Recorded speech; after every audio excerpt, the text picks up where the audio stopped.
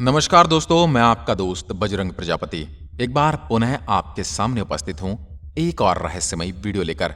आपने कुछ शब्द सुने होंगे जिसे हम ऋषि, मुनि, साधु, संत, बाबा न जाने क्या क्या कहते हैं। कई बार तपस्वी भी कहते हैं। लेकिन इस वीडियो में हम आपके लिए ऋषि मुनियों, साधु संतों के बारे में एक ऐसा विषय लेकर आए हैं जिसके नाम तो आपने सुने होंगे, लेकिन इनका मतलब शायद आप नहीं जानते होंगे, क्योंकि हमारे लिए तो सभी एक समान लगते हैं। दोस्तों, आज हम आपको बताएंगे कि ऋषि मुनि दोनों अलग अलग होते हैं और इसी प्रकार साधु संत भी अलग अलग हैं। जी हाँ दोस्तों, ऋषि और मुनि और साधु और संत अलग अलग होते हैं। और इसी के साथ हम जानेंगे कि योगी किसे कहते हैं और सन्यासी कौन होते हैं। तो चलिए शुरू करते हैं। सबसे पहले हम बात कर लेते हैं कि योगी कौन होते हैं। योगी चलिए जानते हैं। योगी आपने आपको संत बताते हैं और एक योगी की सारी जिंदगी भगवान की आराधना करने में ही निकल जाती है। योगी वे होते हैं जो स्थित प्रज्ञ होते हैं, जो नींद में भी जागा हुआ रहता है, वह योगी होता है। इसके बाद हम जानते हैं मुनि को। मुनि की बात करें तो मुनि शब्द संस्कृत के एक शब्द मनन से लिया गया है, जिसका अर्थ होता है सोचना। मुनि उन्हें कहा जाता है जो बहुत ही गहराई से सोचते हैं। उनके सोचने और विचार करने की शक्ति किसी भी आम इंसान से कहीं ज्यादा होती है। यदि हम ऋषि की बात करें तो ऋषि हर चीज के बारे में जानते हैं। इनकी कही हुई बात कभी झूठ नहीं हो सकती।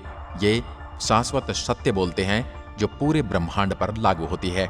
आसान भाषा में समझें तो वेदों में ऋषि को एक टाइटल बताया गया है और यह टाइटल उन्हीं को दिया जाता है जो शास्त्रों के ज्ञाता होते हैं, जिन्हें अपने शास्त्रों में सब कुछ ज्ञात होता है या शास्त्रों का संपूर्ण ज्ञान होता है। और ऋषि को हर चीज के पीछे का विज्ञान पता होता है। ये कोई रटे रटाए शब्दों का प्रयोग नहीं करते, ये विज्ञान को भी जानते हैं और विज्ञान के क्या परिणाम हो सकते हैं उसके बारे में भी चर्चा करते हैं। और यही वजह है कि इनके दिए हुए वरदान और श्राप कभी व्यर्थ नहीं जाते। जैसे ऋषि दुर्वासा के दिए हुए वरदान के कारण ही कुंती को सभी देवपुत्र प्राप्त हुए थे। ऋषियों को हम वैदिक काल के वैज्ञानिक भी कह सकते हैं। ऋषियों की कही हुई बातों को कोई भी नकार नहीं सकता था। सनातन धर्म ग्रंथों और शास्त्रों में 4 प्रकार के ऋषियों का वर्णन मिलता है। सबसे पहले आते हैं महर्षि, जिन्हें ऋषियों का भी ऋषि कहा जाता है। इनके बाद आते हैं राज ऋषि। अगर कोई राजा महाराजा ऋषियों को जितना ज्ञान प्राप्त कर लेता है तो उन राजाओं को राज ऋषि कहा जाता है। उनके बाद आते हैं देव ऋषि। अगर कोई देवता बहुत ज्यादा ज्ञान प्राप्त कर लेता है तो उन देवताओं को भी देव ऋषि कहा जाता है। अगर हम देव ऋषि की बात करें तो सबसे पहले नाम आता है देवर्षि और उनके बाद आते हैं देव ऋषि। अगर कोई देवता बहुत ज्यादा ज्ञान प्राप्त कर लेता है तो उन्हें देव ऋषि कहा जाता है। अगर हम देव ऋषि की बात करें तो सबसे पहला नाम आता है देवर्षि नारद, अर्थात नारद मुनि, जो देव ऋषि हैं। और उनके बाद आते हैं ब्रह्म ऋषि। ब्रह्म ऋषि उन्हें कहा जाता है जिनके पास अपार आध्यात्मिक ज्ञान होता है, जो ब्रह्म ज्ञानी होते हैं, जिन्हें पूरे ब्रह्मांड का ज्ञान होता है। अगर हम ब्रह्म ऋषि की बात करें तो ऋषि वशिष्ठ का नाम आता है, जो ब्रह्म ऋषि हैं। और ब्रह्म ऋषि विश्वामित्र, जो कि श्री राम के गुरु थे। इसके बाद हम बात करते हैं साधु और संत में क्या फर्क होता है, या साधु और संत क्या होते हैं।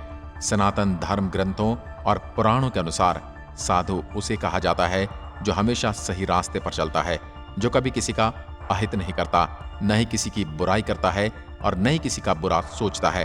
और संत उन्हें कहा जाता है जो बेहद कड़ी तपस्या करते हों और तपस्या करके उन्होंने जो ज्ञान अर्जित किया है उससे वह समाज और संसार का कल्याण कर सकें।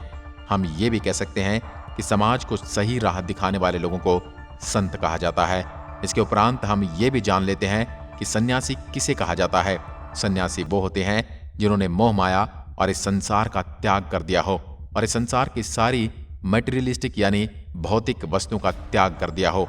जो भगवान को प्राप्त करने के लिए निकल पड़े हैं वही सन्यासी हैं। तो दोस्तों, ऋषि मुनि साधु संतों सन्यासियों के बारे में ये जानकारी आपको कैसी लगी, हमें कमेंट करके जरूर बताएं।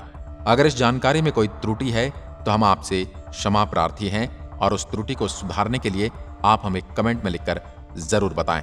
आज की वीडियो में बस इतना ही। जय हिंद, जय भारत, जय सनातन।